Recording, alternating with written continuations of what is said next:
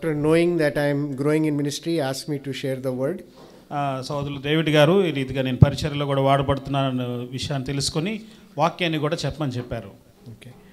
With that, we'll go directly into the word of God. దేవుని వాక్యంలోనికి మనం వెళ్దాం. Today's portion is from Zechariah chapter 3. ఇదిన వాక్య భాగము జకర్యా గ్రంథము 3వ అధ్యాయము. I believe this is a gem in the middle of the Bible. Bible గ్రంథంలో ఇది ఎంతో అమూల్యమైన రత్నంగా ఈ వాక్య భాగం ఉంది. Just a brief introduction on Zechariah. జకర్యా గ్రంథం గురించి చిన్న ఉపోద్ఘాతం. The prophet Zechariah, his name means Lord remembers. జకర్యా అనే ప్రవక్త యొక్క పేరుకు అర్థము ఏంటంటే దేవుడు జ్ఞాపకము చేసుకొనును. Yes, he is a contemporary with the prophet of Haggai. హగ్గైతో పాటు సమకాలికుడు జకర్యా. Yes, his ministry is during the return from Babylon to rebuild the temple. బబులోను నుంచి మరలా తిరిగి జనులు వస్తున్న సమయంలో అనగా ఆలయమును నిర్మించబోతున్న ఆ పునర్నిర్మాణ సమయంలో ఆయన ఉన్నారు. The uniqueness of Zechariah is there are so many prophecies concerning Christ. జకర్యా యొక్క విశిష్టత ఏమిటంటే ఈ జకర్యా ప్రవక్త క్రీస్తుని గురించి అనేకమైన ప్రవచనాలు ముందుగానే చెప్పారు. There is prophecy concerning second coming. యేసుక్రీస్తు ప్రభువారి యొక్క రెండవ రాకడ గురించిన ప్రవచనం, his reign, ఆ ప్రభు యొక్క పరిపాలన గురించి ప్రవచనం, his kingship, his priesthood, ప్రభు యొక్క రాజరికము, ప్రభు యొక్క యాజకత్వం గురించి, his coming in loneliness, ఆయన ఒంటరిగా ఆయన రానున్నారు అని, in lowliness, ఎంతో దీనుడుగా ప్రభువారు వచ్చారు అని, betrayal of him with the 30 pieces of silver, ఆ 30 వెండి నాణాలతో ఏ రీతిగా ప్రభువుకు వారు అమ్మివేశారు విషయాన్ని. There are so many prophecies in Zechariah. That's why this Zechariah book is very beautiful. అందుకోసమే ఈ ప్రవచనాలన్నీ ముందుగానే జకర్యా చెప్పాడు. ఆ కారణం చేత జకర్యా గ్రంథం ఎంతో రమ్యమైనది. We'll now turn to chapter 3. ఈ సమయంలో 3వ అధ్యాయాన్ని మనం చూద్దాము. Can somebody read all 10 verses loudly, please? ఎవరైనా 10 వచనాలు గట్టిగా చదువుతారా? 3వ అధ్యాయము మొదటి 10 వచనాలు నేను చదవమంటారా? అయితే మైక్లో నేను చదువుతాను. జకర్యా గ్రంథం 3వ అధ్యాయం మొదటి 10 వచనాలు. మరియు యెహోవా దూత ఎదుట ప్రధాన యాజకుడైన యెహోషువ నిలువబడుటయు, సాతాను ఫిర్యాది అయి అతని కుడి పార్శ్వమున నిలువబడుటయు అతడు నాకు కనపరచెను. సాతాను, యెహోవా నిన్ను గద్దించును, యెరూషలేమును కోరుకొను, యెహోవా నిన్ను గద్దించును, ఇతడు అగ్నిలో నుండి తీసిన కొర్వి వలనే ఉన్నాడు గదా అని యెహోవా దూత సాతానుతో అనెను. యెహోషువ మలిన వస్త్రములు ధరించిన వాడై దూత సముఖములో నిలవబడి ఉండగా దూత దగ్గర నిలిచి ఉన్న వారిని పిలిచి ఇతని మైలబట్టలు తీసివేయడని ఆజ్ఞాపించి, నేను నీ దోషమును పరిహరించి ప్రశస్తమైన వస్త్రములతో నిన్ను అలంకరించుచున్నాను అని సెలవిచ్చెను. అతని తల మీద తెల్లని పాగా పెట్టించుడని నేను మనవి చేయగా వారు అతని తల మీద తెల్లని పాగా పెట్టి వస్త్రములతో అతనిని అలంకరించిరి. యెహోవా దూత దగ్గర నిలుచుండెను. అప్పుడు యెహోవా దూత యెహోషువకు ఇలాగూ ఆజ్ఞ ఇచ్చెను. సైన్యములకు అధిపతియగు యెహోవా సెలవిచ్చినదేమనగా, నా మార్గములలో నడుచుచు నేను నీకు అప్పగించిన దానిని భద్రముగా గైకొనుని ఎడల నీవు నా మందిరము మీద అధికారివై నా ఆవరణములను కాపాడువాడవగుదువు. మరియు ఇక్కడ నిలువబడు వారికి కలిగినట్లు నా సన్నిధిని నిలుచు భాగ్యము నీకిత్తును. ప్రధాన యాజకుడైన యెహోషువ, నీ ఎదుట కూర్చుండు నీ సహకారులు సూచనలుగా ఉన్నారు. నీవును వారును నా మాట ఆలకింపవలను. ఏవదనగా చిగురు అను నా సేవకుని నేను రప్పింపబోచున్నాను. యెహోషువ ఎదుట నేను ఉంచిన రాతిని తెరిచుడుడి. ఆ రాతికి 7 నేత్రములున్నవి. దాని చక్కడపు పని చేయువాడను నేను. ఇదే సైన్యములకు అధిపతిగా యెహోవా వాక్కు. మరియు ఒక దినములోగానే నేను ఈ దేశం యొక్క దోషమును పరిహరింతును. ఆ దినమున ద్రాక్ష చెట్ల క్రిందను అంజూరపు చెట్ల క్రిందను కూర్చున్నటకు మీరందరూ ఒకరినొకరు పిలుచుకొని పోవుదురు. ఇదే సైన్యములకు అధిపతిగా యెహోవా వాక్కు. Yes. A little bit more introduction. There are 8 visions that Zechariah has from chapter 1 through 6. ఇంకొంచెం ఉపోద్ఘాతంలో జకర్యా గ్రంథము మొదటి 6 వచనాల్లో 8 దర్శనాలు ఇక్కడ జకర్యా చూస్తాడు. This is the 4th vision. ఇక్కడ మనం చదువుకునేది 4వ దర్శనం. Yes, and this vision is about Joshua, who is the high priest. ఈ యొక్క దర్శనము ప్రధాన యాజకుడైన యెహోషువను గురించి. There are 2 important people during this time. One is Zerubbabel and the other one is Joshua. ఈ యొక్క కాలంలో జెరుబ్బాబెలు యెహోషువ ఈ ఇద్దరు ప్రముఖమైన వారు. Zerubbabel is his governor and Joshua is the high priest. జెరుబ్బాబెలు అక్కడ అధిపతిగా ఉన్నాడు, యెహోషువ ప్రధాన యాజకుడిగా ఉన్నాడు. Okay, and then if you read Zechariah 1:9, జకర్యా గ్రంథం మొదటి అధ్యాయం 9వ వచనంలో అప్పుడు నా ఏలినవాడ ఇవి ఏమని నేను అడగగా నాతో మాట్లాడు దూత ఇవి ఏమి అయినది నేను నీకు తెలియజేతును అనెను. Yes, so an angel is talking to Zechariah in Zechariah 1:9. So we remember this, that there's an angel who's showing this vision to Zechariah, and this chapter 3 is regarding the high priest Joshua. మనం అర్థం చేసుకోవాల్సింది ఏమిటంటే ఒక దూత జకర్యాకు ఈ వివరాలన్నీ కూడా తెలియజేస్తున్నాడు. 3వ అధ్యాయంలో కూడా వివరాలు కూడా దూత తెలియజేస్తున్న మాటలే. Okay, so then in verse 1, then he showed me Joshua the high priest standing before the angel of the Lord, and Satan standing at the right hand to oppose him. 3వ అధ్యాయం 1వ వచనంలో మరియు యెహోవా దూత ఎదుట ప్రధాన యాజకుడైన యెహోషువ నిలువబడుటయు సాతాను ఫిర్యాదు అయి అతని కుడి పార్శ్వం నిలువబడుటయు అతడు నాకు కనపరిచెను. So let's quickly look at all the people here shown in this verse. ఈ యొక్క వచనంలో ఎవరెవరు ఉన్నారో చాలా త్వరగా చూద్దాం. The angel is showing Joshua this vision. దూత యెహోషువకు Showing Zechariah the vision. ఇక్కడ దూత జకర్యాకు ఈ దర్శనాన్ని తెలియజేస్తున్నాడు. Joshua is the high priest. He is standing before the angel of the Lord. ఏమని తెలియజేస్తున్నాడు అంటే యెహోవా దూత ఎదుట ప్రధాన యాజకుడైన యెహోషువ నిలువబడుటను దర్శనము చూపిస్తూ ఉన్నాడు. And Satan is standing at the right hand. అదే దర్శనంలో సాతాను ఫిర్యాదు అయి కుడి పార్శ్వం నిలబడ్డాడు. And then he is trying to oppose Joshua. ఆ సాతాను ఫిర్యాదుగా నిలవబడి యెహోషువకు విరోధంగా నిలవబడ్డాడు. He is trying to accuse him. అంటే ఆరోపణ చేస్తూ నిలవబడ్డాడు. Yes, he is trying to accuse him. And they are all standing before angel of the Lord. Angel of the Lord is pre-incarnate Jesus Christ. యెహోవా దూత అనగా యేసుక్రీస్తు ప్రభువారు శరీరధారిగా రావడానికి ముందు యెహోవా దూతగా పేర్కొనబడ్డారు. Yes, his name is also known angel of the Lord. యేసుక్రీస్తు ప్రభువారికి మరొక పేరు బైబిల్ గ్రంథంలో యెహోవా దూత అని చెప్పబడింది. So this Joshua is the accused. ఇక్కడ యెహోషువ పైన ఫిర్యాదు చేస్తున్నాడు అపవాది. Yes, and Satan is the accuser. సాతాను గురించిన పేరు తెలుసు, వాడు ఆరోపణ చేసేవాడు. Yes. Why is Joshua standing in front? Because he is trying to show that he wants to service the Lord. He wants to do service to the Lord. ఎందుకు ఆ రీతిగా ఫిర్యాదు వస్తుందంటే యెహోషువ తన ఆశను వెళ్ళబుచ్చాడు. నేను పరిచర్య చేయాలి అన్న నాకు కోరిక ఉన్నదని తెలియజేశాడు. The priestly service. That is why priests stand before the Lord to do service. ప్రధాన యాజకత్వపు పరిచర్యను చేయాలి అని ఆశ కలిగిన వ్యక్తిగా ఉన్నాడు. ఆ కారణాన్ని బట్టి ఆ యెహోషువ మీద సాతానుడు ఫిర్యాదు చేస్తున్నాడు. Yes, Satan is trying to accuse him. ఆ కారణాన్ని బట్టే సాతాను యెహోషువ పైన ఫిర్యాదు. Yes, and then in verse 2 we see 2వ వచనంలో చూస్తున్నాము, the Lord said to Satan, the Lord rebuke you, Satan. యెహోవా దూత సాతానుతో అంటున్న మాట, సాతాను యెహోవా నిన్ను గద్దించును. The Lord who has chosen Jerusalem rebuke you. యెరూషలేమును కోరుకొను యెహోవా నిన్ను గద్దించును. Is this not a brand plucked from fire? ఇతడు అగ్నిలో నుండి తీసిన కొరివి వలనే ఉన్నాడు కదా. So Satan is ready to accuse. You see immediately the Lord saying, rebuking Satan.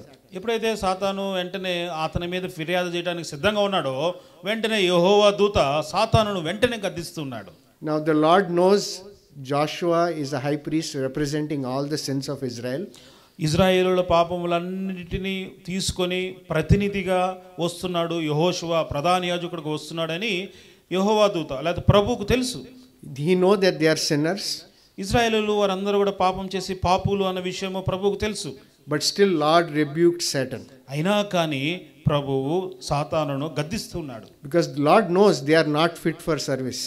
వారందరూ కూడా పరిచర్యకు యోగ్యులు కాదు అని ప్రభువుకు తెలుసు. But Lord rebuked Satan. Why? అయినా కానీ సాతానును ప్రభు గద్దించాడు. కారణం ఏంటి? Because he says he has chosen Jerusalem. ఎందుకు అని అంటే 2వ వచనంలో యెరూషలేమును నేను కోరుకొని ఉన్నాను అంటున్నాడు. Then again he rebukes Satan. He rebukes 2 times. మరలా యెరూషలేమును కోరుకొని యెహోవా నేను గద్దించును అని మరలా సాతానును 2వ మారు కూడా గద్దిస్తున్నాడు. There is no condemnation. ఇక్కడ ఏ మాత్రం కూడా శిక్ష విధించట్లేదు. We go back and remember for ourselves in Romans 8:1. రోమీయులకు రాసిన పత్రిక 8వ అధ్యాయం 1వ వచనంలో మరణం గురించి మనం కూడా ఒకసారి ఆలోచన చేసుకుంటే, For those who are in Christ Jesus there is no condemnation. కాబట్టి ఇప్పుడు క్రీస్తు యేసునందున్న వారికి ఏ శిక్షా విధియు లేదు. Can someone read Romans 8:1? రోమా 8:1. కాబట్టి ఇప్పుడు క్రీస్తు యేసునందున్న వారికి ఏ శిక్షా విధియు లేదు. Can read 33 and 34 also same 33 కూడా 34 వచనం అదే అక్కడే చూస్తే శిక్ష విధించువాడెవడు చనిపోయిన క్రీస్తు యేసే, అంతేకాదు మృతుల్లో నుండి లేచిన వాడును దేవుని కుడి పార్శ్వమున ఉన్నవాడును మన కొరకు విజ్ఞాపనమును కూడా చేయవాడును ఆయనే. Because who can judge us? మనకు శిక్ష విధించువాడెవడు? Who can judge us? మనల్ని ఎవరు మన మీద తీర్పు తీర్చగలుగుతారు? Yes. Who shall bring in Romans 8:33-34, who shall bring a charge against God's elect? దేవుని చేత ఏర్పరచబడిన వారి మీద నేరము మోపువాడెవడు? It is God who justifies. అవును, దేవుడు నీతిమంతులుగా తీర్చువాడు దేవుడే. And then in verse 44, who is he who condemns? 34వ వచనంలో శిక్ష విధించువాడెవడు? It is Christ who died. చనిపోయిన క్రీస్తు యేసే. And furthermore he is also risen. అంత మాత్రం కాదు, ఆయన క్రీస్తు యేసు మృతుల నుండి లేచినవాడు కూడా. Who is it even at the right hand of God who also makes intercession for us? దేవుని కుడిపార్శ్వన ఉన్నవాడు మన కొరకు విజ్ఞాపన చేయవాడు కూడా మన క్రీస్తు యేసు ప్రభువారే.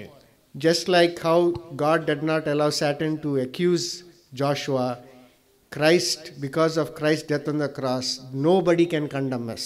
ఏ రీతిగా అయితే ఇక్కడ అపవాదిని ప్రభు గద్దిస్తూ ఉన్నాడు, అపవాది ఫిర్యాదు చేస్తున్నా కానీ యెహోవా దూత సాతానును ఏ రీతిగా గద్దించాడో అదే రీతిగా మనము పాపం చేసి శిక్షావిధికి గురైనప్పటికీ మనలను ప్రభు ఏ రీతిగా కూడా ఇక్కడ గద్దించటలేదు, శిక్ష విధించటలేదు. Because we are in Christ Jesus. కారణం ఏమిటంటే మనము క్రీస్తు యేసు నందు ఉన్నాము కనుక.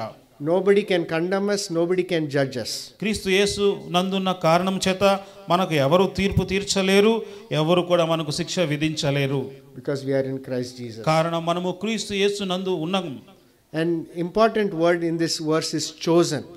ఈ యొక్క చదువుకున్న వచనంలో ఒక ప్రాముఖ్యమైన మాట కోరుకొనుట. Chosen. God has chosen Jerusalem. God has chosen you and me. యేసు దేవుడు యెరూషలేమును కోరుకున్నాడు, దేవుడు నిన్ను నన్ను కూడా కోరుకున్నాడు. That is why Satan cannot accuse us. ఆ కారణం చేత అపవాది మన మీద ఏమాత్రం ఆరోపణ చేయలేడు. Then God says, is it not a brand plucked out of fire? ఇక్కడ ప్రభువు చెప్తున్న మాట, ఇతడు అగ్నిలో నుండి తీసిన కొరవి వలె ఉన్నాడు కదా. Yes, because God let the nation of Israel be in Babylon for a time of judgment. Babylon The time of judgment for their sins, they were in Babylon.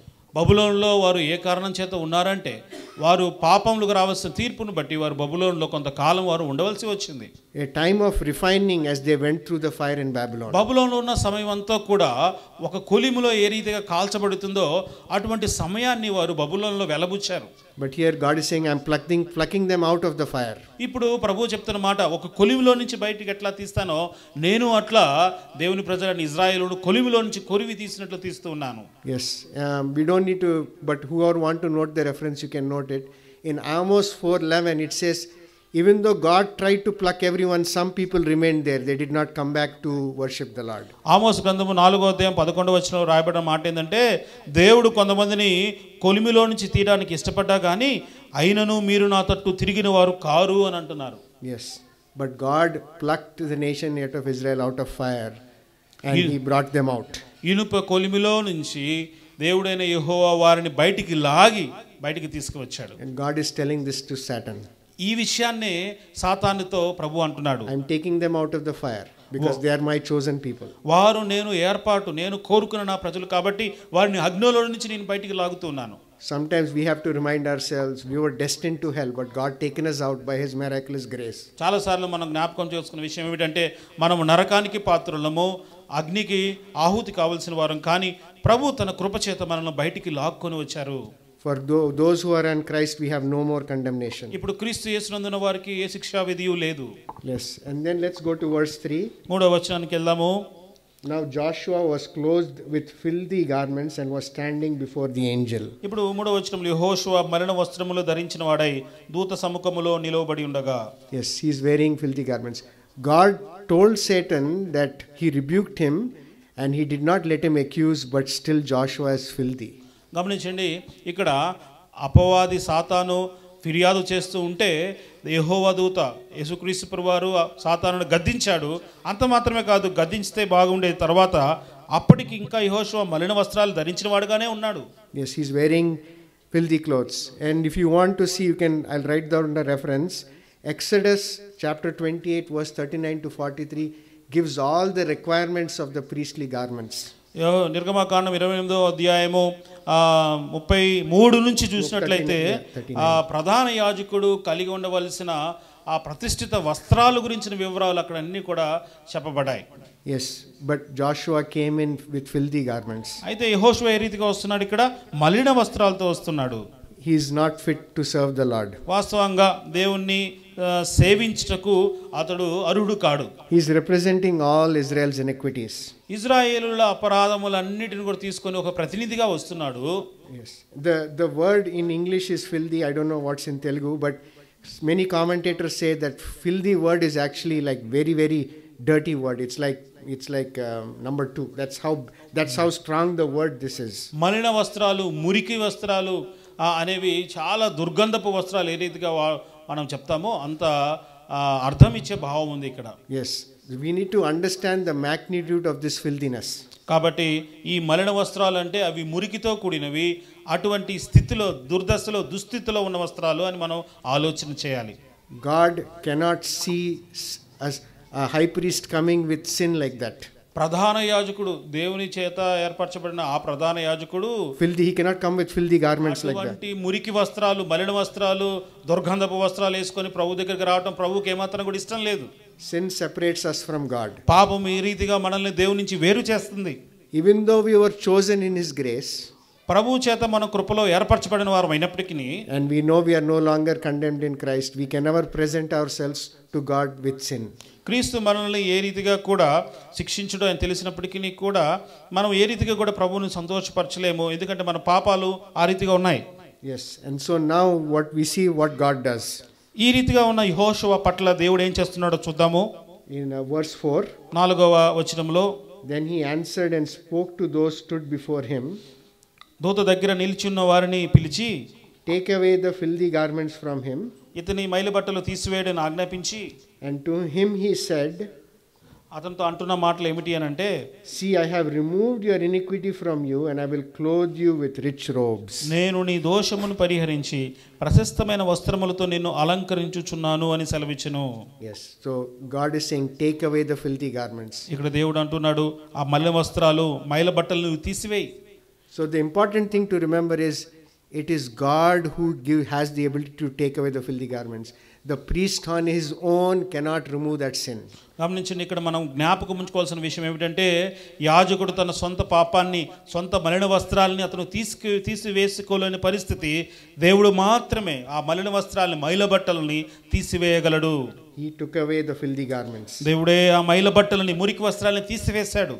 And then again he says, he not only says that I will in the end, see, I have removed your iniquity from you. ఇక్కడ రాశారు, నేను నీ దోషమును పరిహరించి ఉన్నాను. He removed the garments and he specifically said, your sin I am removing. అతను మైల బట్టలు తీసివేయడం కాకుండా ఖచ్చితంగా చెప్తున్న మాట ఏమంటే, నేను నీ దోషమును పరిహరించి ఉన్నాను.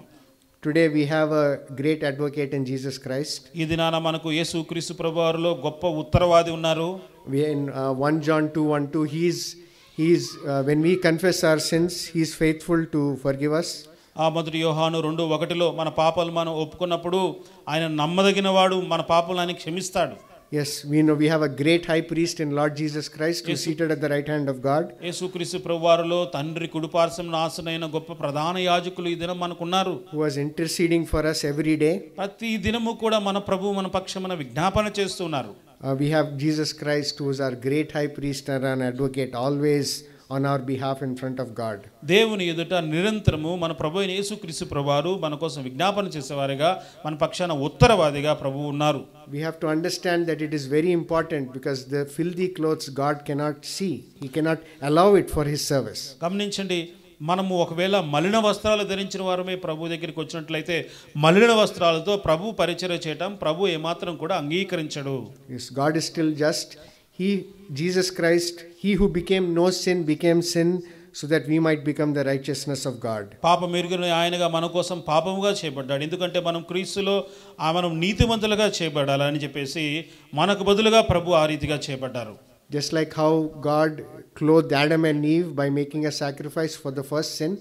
మొట్టమొదటి పాపం చేసినప్పుడు ఆదాము అవ్వలకు దేవుడు ఏ రీతిగా అయితే వస్త్రాలు తొడిగించాడో, The same way he removed the filthy garments from Joshua and he put on, clothed you with rich robes in my version. I don't know what's in Telugu, but rich robes is written here. ఇక్కడ కూడా మలిన వస్త్రాలతో ఉన్న యెహోషువ యొక్క మలిన వస్త్రాలను తీసివేసి ప్రశస్తమైన వస్త్రములు దేవుడు యెహోషువకు తొడిగిస్తున్నాడు. Can we read Isaiah 61:10? యెషయా గ్రంథము 61వ అధ్యాయము 10వ వచనాన్ని మనం చదువుకుందాం. యెషయా గ్రంథము 61:10.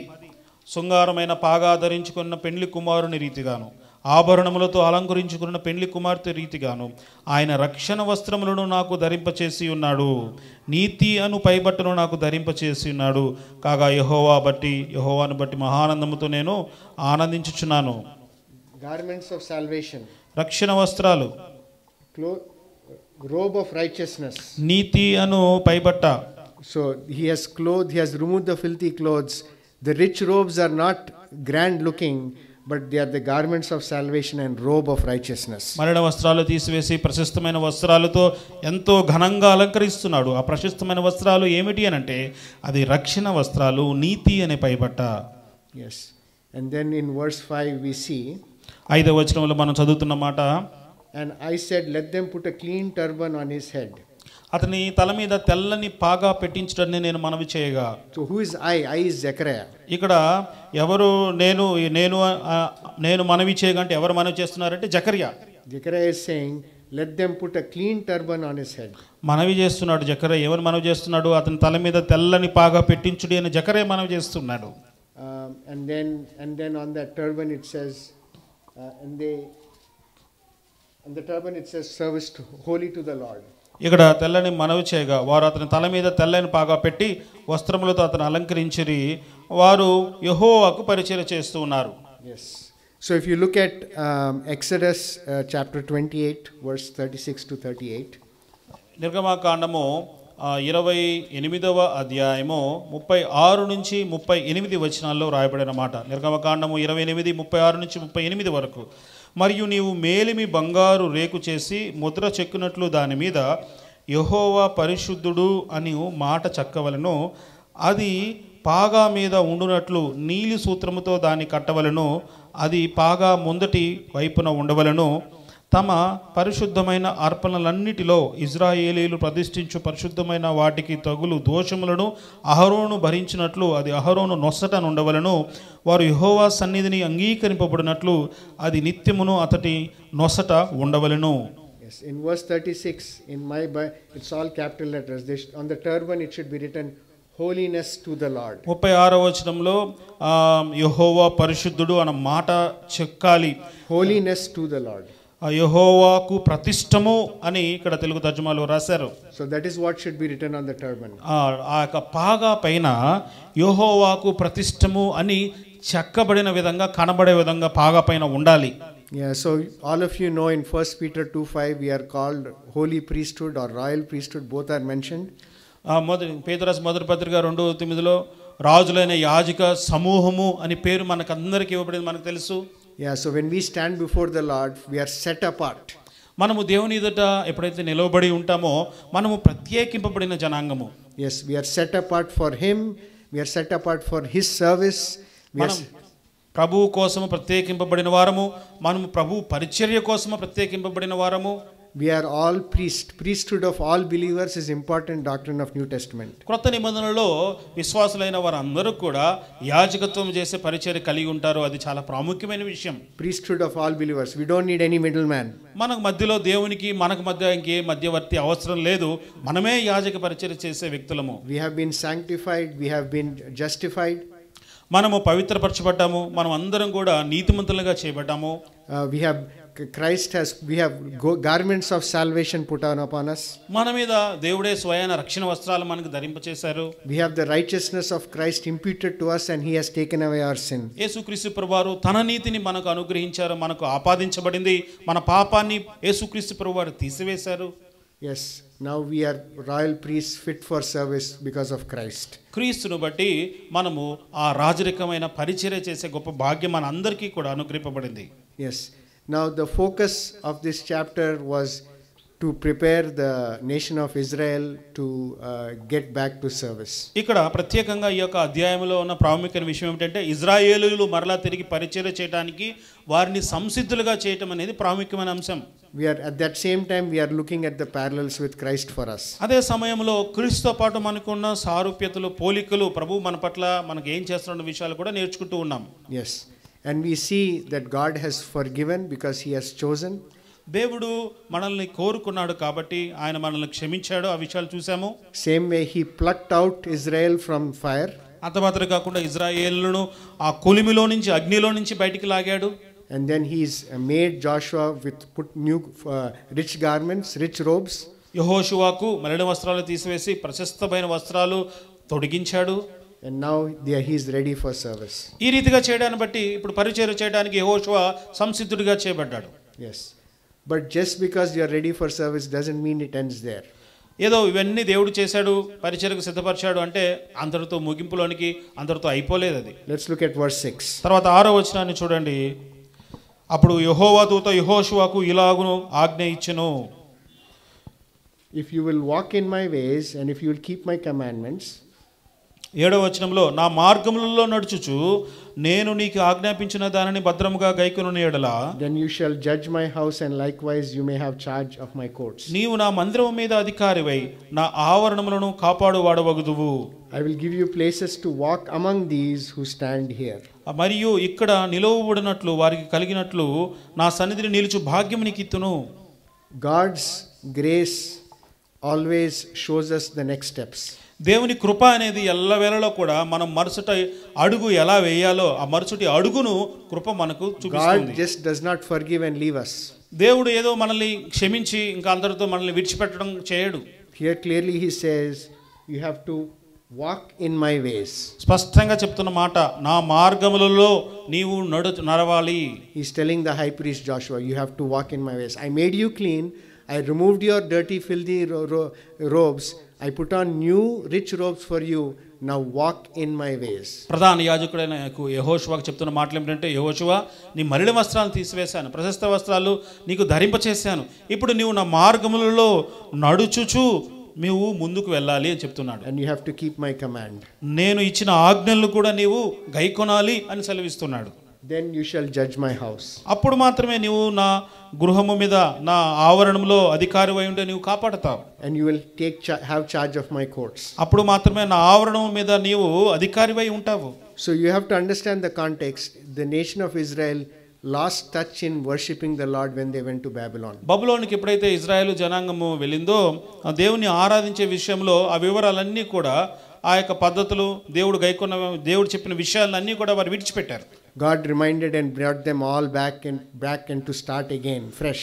మరలా ప్రభువుకు పరిచర్య చేయాలంటే ఏ రీతిగా ఉండాలన్న విషయాల్ని మరలా వాళ్ళందరికీ కూడా జ్ఞాపకం చేసి మరలా ఎంతో తాజాగా ప్రారంభం నుంచి ఈ రీతిగా ఉండాలని ప్రభు వారికి తెలియజేస్తూ జ్ఞాపకం చేస్తున్నాడు. And then he's again using these two phrases that we see throughout Exodus, Leviticus and Deuteronomy. Walk in my ways and keep my commandments. Walk in my ways and keep my commandments. నిర్గమకాండంలో ద్వితీయోపదేశ కాండం లేవియా కాండంలో మాటికి రెండు మాటలు నా మార్గములో నడుచుచు నేను ఇచ్చిన ఆజ్ఞలను గైకొనుము, ఆజ్ఞల గైకొనుట మార్గంలో నడుచుట, ఈ రెండు మాటలు మరలా ఇక్కడ జ్ఞాపకం చేస్తున్నాడు. Many people sometimes we just take the promise and the blessing but we don't take the commands. మనము చాలాసార్లు సందర్భములుగా దేవుడిచ్చిన వాగ్దానము ఆశీర్వాదాన్ని మాత్రమే పట్టుకొని తీసుకుంటాం కానీ దేవుడిచ్చిన ఆజ్ఞను మాత్రం గైకొనటం మనం చేపట్టాం. In the New Testament throughout Paul and Peter have so many exhortations. Bible గ్రంథంలో పౌలు పేతురు గారు చాలా కూడా హెచ్చరించే మాటలు చెప్పారు ఈ విషయాన్ని గురించి. We have to remember those exhortations and continue in the Lord. ఏదైతే మనకు హెచ్చరికగా చెప్పబడిన మాటలన్నీ కూడా జ్ఞాపకం చేసుకొని మనం ముందు కొనసాగాలి. Only then we can experience the spiritual blessings in Christ. ఆ రీతిగా ఉండటాన్ని బట్టే మనం ఆత్మీయమైన ఆశీర్వాదాలు మన జీవితంలో మనం చూడవచ్చు. We are royal priesthood and holy priesthood. మనము పరిశుద్ధ జనాంగము, మనము రాజులైన యాజక సమూహము. And we have a great high priest. మనకు గొప్ప ప్రధాన యాజకుడు మనకు ఉన్నారు. But we have to follow all the exhortations given in the Bible. అయితే బైబిల్ గ్రంథంలో మనకు బుద్ధి కలిగించు వాక్యాలు ఏదైతే ఉన్నాయో వాటన్నిటి కూడా మనం చేపట్టాలి. An exhortation earlier we did was to follow the Lord's Supper, like how Paul described. పౌలు గారు ముందుగా ఏ రీతిగా హెచ్చరించారో ఆ విషయాన్ని మనం ప్రభు బలలో కూడా చూసాము.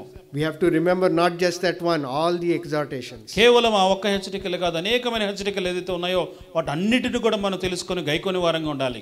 We should not read verses half and half.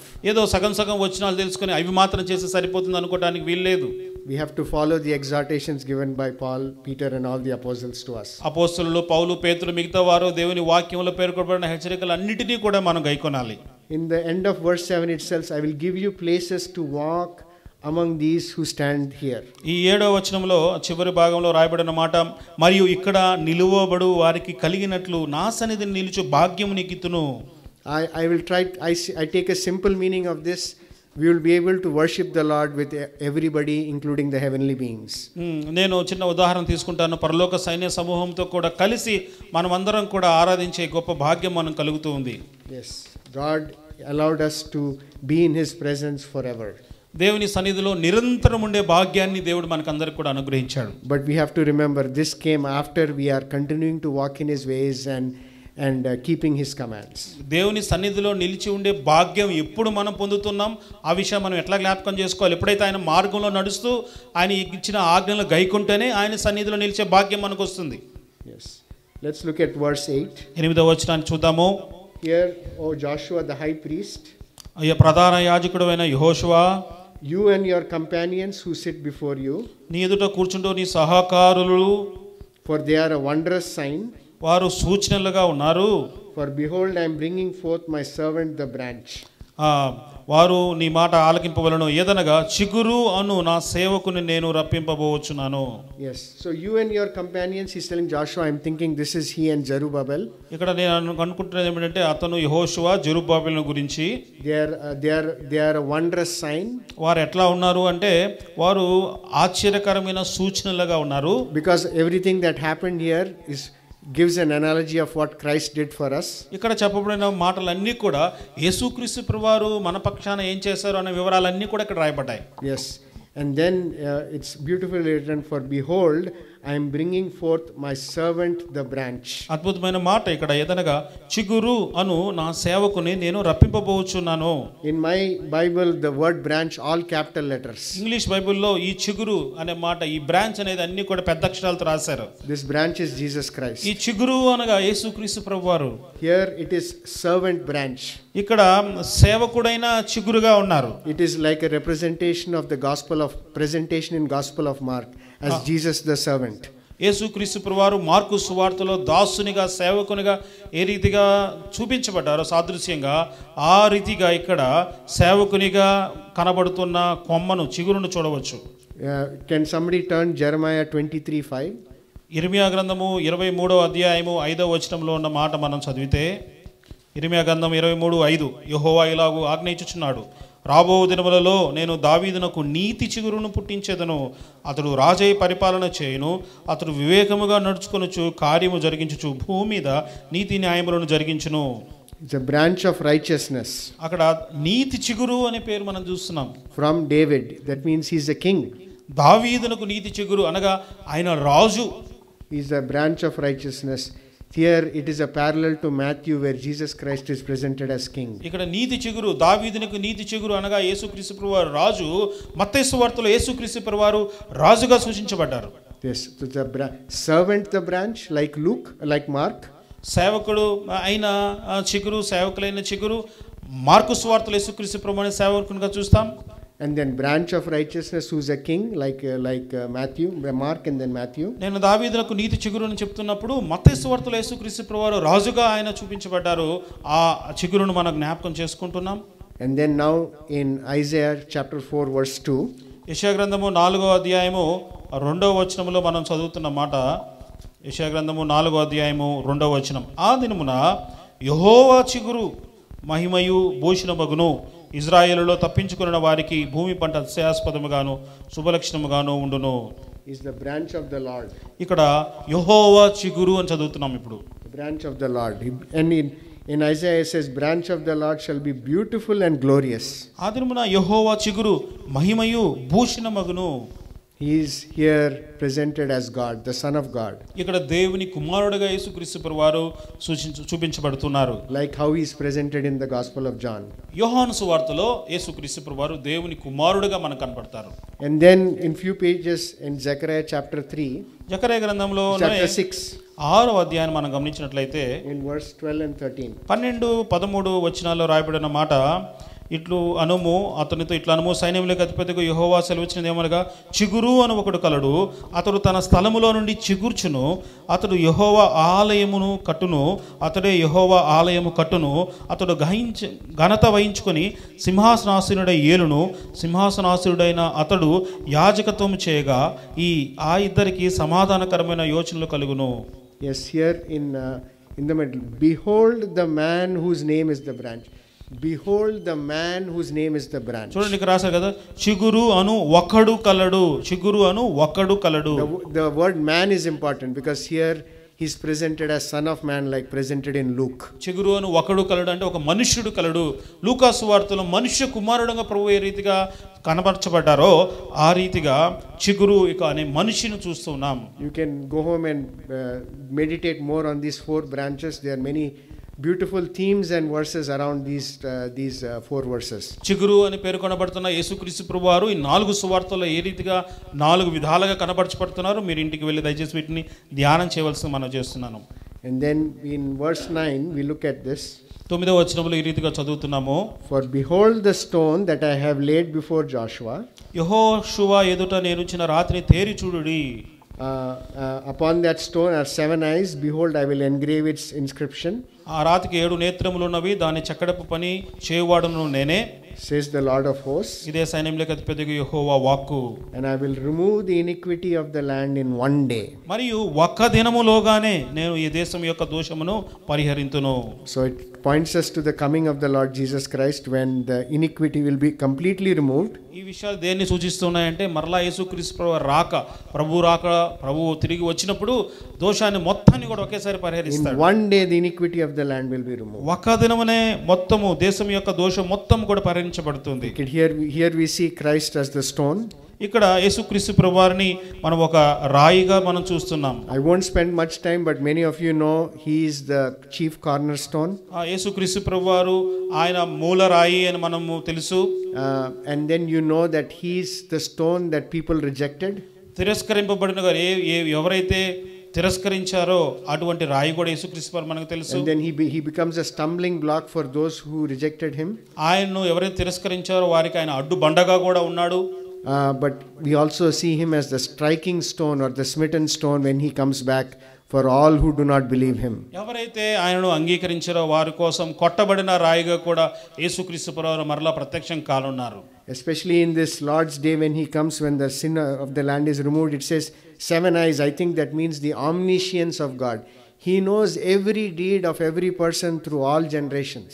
చూడండి, 7 నేత్రములు అంటే ఆయనకు సమస్తము కూడా తెలిసినవాడు, అన్ని చూస్తున్నాడు, సర్వమెరిగిన ప్రభు దినములో ప్రభు తిరిగి వచ్చినప్పుడు అన్ని తెలిసిన ప్రభు వారన్నిటిని కూడా పరిహరిస్తాడు, తీర్పు తీరుస్తాడు. Yes, we saw the earlier analogy of judge. He is going to come back to judge again. అంతకుముందు మనం చూసాము ఏ రీతిగా తీర్పు తీర్చడానికి ప్రభు వారు వచ్చారో, ఆ దినములో ప్రభు తీర్పు తీర్చడానికి మరలా రానున్నారు. Yes, and we know that whoever have denied him, rejected him, will be struck by him.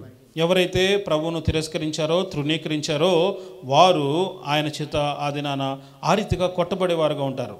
But we who are in Christ Jesus, we know we have no longer condemnation. No one can judge us. అయితే క్రీస్తు యేసునందున మనకు ఏ శిక్షా విధి లేదు, మనకు ఎవరు కూడా తీర్పు తీర్చరు, శిక్ష విధించడం విషయం మనకు తెలుసు. We have been justified by Christ. కారణము మనం క్రీస్తు చేతనే మనం నీతిమంతులుగా తీర్చబడ్డాం. Yes, and then finally in that day, says the Lord of hosts, everyone will invite his neighbor under his vine and under his fig tree. చివరిగా 10వ వచనంలో, ఆ దినమున ద్రాక్ష చెట్ల క్రిందను అంజూరపు చెట్ల క్రిందను కూర్చున్నటకు మీరందరూ ఒకరినొకరు పిలుచుకొని పోవుదురు. Then we have eternal peace, when we have the eternal shade, the eternal comfort, the eternal joy of being with the Lord Jesus Christ. ప్రభుతో పాటు నిరంతరం ఉండే నిత్య ఆరాధన, నిత్య ఆదరణ, లేకపోతే ప్రభుతో పాటు ఉండే నిత్య సంతోషము, ప్రభు యొక్క ఛాయలో ఆయన నీడలో నిరంతరం ఉండే గొప్ప భాగ్యము మనకు ఉండబోతుంది. Yes, so it's sometimes very difficult because Zechariah started like a courtroom scene, and now he's taking us into eternity under the vine. తరుణ జకర్యా ఈ విషయాలు చెప్తున్నప్పుడు ప్రారంభంలో మనం చూస్తే ఒక కోర్టులో న్యాయస్థానంలో ఫిర్యాదు చేయబడుతున్న ఆ దృశ్యం నుంచి చివరిగా నిత్యత్వంలో ప్రభు ఛాయలో ప్రభు నీడలో ఉండే ఆ గొప్ప దృశ్యానికి జకర్యా మనం తీసుకెళ్తున్నాడు. Let us remember the goodness of God because he has taken away our sin. ప్రభు యొక్క మంచితనాన్ని మనం జ్ఞాపకం చేసుకున్న కారణం ఏమిటంటే ప్రభు మన దోషమును పాపమును పూర్తిగా పరిహరించాడు. He has given us garments of salvation, clothed us with robes of righteousness. ప్రభు మనకు రక్షణ వస్త్రాలు దయచేశారు, నీతి అనే పైబట్టను మనకు అనుగ్రహించబడింది. And then he calls us to keep his commands, walk in his ways. మనము ప్రభు మార్గంలో నడుచు దేవుడు అనుగ్రహించిన ఆజ్ఞలను గైకొనాలని ప్రభు మనకు సెలవిస్తున్నారు. So many exhortations given to us in the New Testament for us as believers. విశ్వాసులుగా క్రొత్త నిబంధనలో మనకు చాలా హెచ్చరికలు అనేవి ఇవ్వబడ్డాయి. We have to keep those charges. We have to take them seriously. మనకు చెప్పబడిన ఆ బుద్ధివాక్యాలు హెచ్చరిక మాటలు చాలా తీవ్రంగా మనం పరిగణించి గైకొనవలసిన వారంగా ఉన్నాం. Then we can experience the goodness of God forever and ever. అప్పుడు మాత్రమే దేవుని యొక్క మంచితనాన్ని మనము నిరంతరము కూడా అనుభవించవచ్చును. We saw Christ as the branch, 4 ways: the branch, servant the branch. మనము యేసుక్రీస్తు ప్రభువారిని 4 రకాల చిగురులుగా మనం చూసాము. సేవకుడైన చిగురు, branch of righteousness, నీతి చిగురు, branch of the Lord, యెహోవా చిగురు, and then the man whose name is the branch. చిగురు అను పేరు కలిగిన ఒకడు లేకపోతే మనుషుడు మనం చూస్తూ ఉన్నాం. Yes, and we saw Jesus Christ as the stone. యేసుక్రీస్తు ప్రభువారిని ఒక రాయిలాగా కూడా మనం చూసాం. Let us thank God for he has given us this opportunity to see who he is. యేసుక్రీస్తు ప్రభువు ఎవరో అన్న విషయాన్ని మరొకసారి ప్రభువును చూడడానికి మనకి ఇచ్చిన అవకాశాన్ని బట్టి మనం అందరం దేవుని స్తుతిద్దాం. We need to continually offer him worship and praise for what he has done for us. మన జీవితాల్లో ప్రభువు చేసిన గొప్ప కార్యాన్ని బట్టి నిరంతరం ప్రభువుని ఆరాధిస్తూ ప్రభువుని మనం కొనియాడే వారంగా మనం ఉండాలి. We have to keep our eyes focused on the spiritual things. ఆత్మీయమైన విషయాల మీదే మన యొక్క దృష్టి ఎప్పుడు కేంద్రీకరించాలి. Blessings are not car, homes, children and all of that. ఆశీర్వాదాలు అంటే కారు, ఇల్లు, పిల్లలు ఈ మాత్రమే కాదు. Blessings are about what we have in eternity with Christ. క్రీస్తులో నిత్యత్వంలో మనం ఏమి కలిగి ఉన్నాం అనేవే ఆశీర్వాదాలు. That is what all the blessings we want to focus on. మనము దృష్టించవలసిన ఆశీర్వాదాలు వాటి మీద దృష్టించాలి. And we have to understand that because we are chosen by his grace, మనము ఆయన కృప వలన మనం ఎన్నుకొనబడ్డాం ఆ కారణాన్ని బట్టి. and then he has clothed us with salvation, రక్షణ వస్త్రాలతో ప్రభు మనల్ని ధరింపచేశాడు కాబట్టి, and he has given us exhortations to follow. మనం గైకొనాలని ప్రభు మనల్ని హెచ్చరించాడు కాబట్టి Let us keep following him, let us keep listening to him, let us yield to the Holy Spirit who is among us, in us, and molding us like Christ every day. ఆ రీతిగా ప్రభు మార్గాల్లో మనం నడుస్తూ పరిశుద్ధాత్ముడు మనలో ఉండి మనల్ని నడిపిస్తూ మనల్ని ముందుకు తీసుకుని వెళ్తుండగా ఆ రీతిగా దేవుణ్ణి మనం స్వాధీనం చేసుకొని ప్రభు యొక్క నడిపింపుల ముందుకు నడుచుటకు మనం ముందుకు వెళ్దాం. May God bless these words. ఈ వచనాలు ప్రభు దీవించును గాక. I want to thank Brother David for giving me the opportunity to share. దేవుని వాక్యం పంచుకోవడానికి ఇచ్చిన అవకాశాన్ని బట్టి నేను సహోదరుడు డేవిడ్ గారికి వందనాలు చెల్లిస్తున్నాను. I want to thank all the elders. పెద్దలందరికీ కూడా నేను వందనాలు చెల్లిస్తున్నాను. I want to thank Brother Rajesh for wonderfully translating this message very quickly. Thank you, brother.